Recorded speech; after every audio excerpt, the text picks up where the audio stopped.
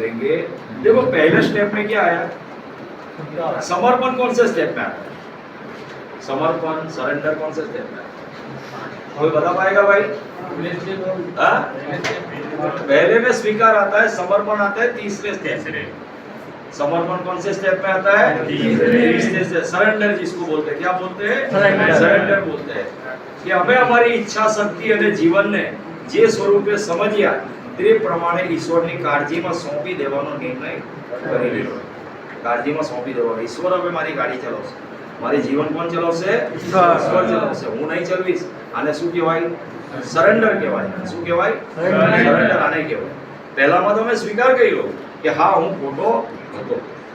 પહેલામાં શું કર્યું? મેં સ્વીકાર કર્યો કે નહીં ભાઈ મારી ખરાબી, મારામાં કઈ કમી તો હતી, મારાથી દારૂ કે નશો નિયંત્રણમાં કરી શકાતો હતો નહીં।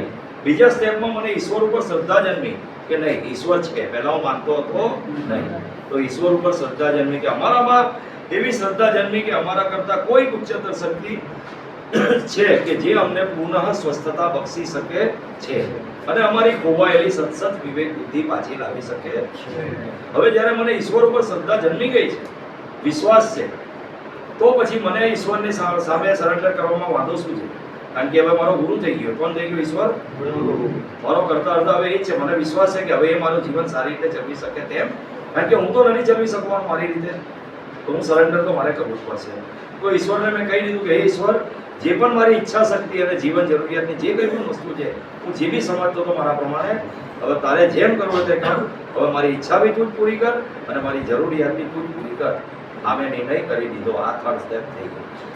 તો સમર્પણ કર્યા વગર મારી રિકવરી ચાલુ થવાની, કારણ કે સમર્પણ કર્યા પછી રસ્તો આપણો કાંટાથી ભરેલો થઈ જશે। કેવો થઈ જશે? કારણ કે સમર્પણ કર્યું એટલે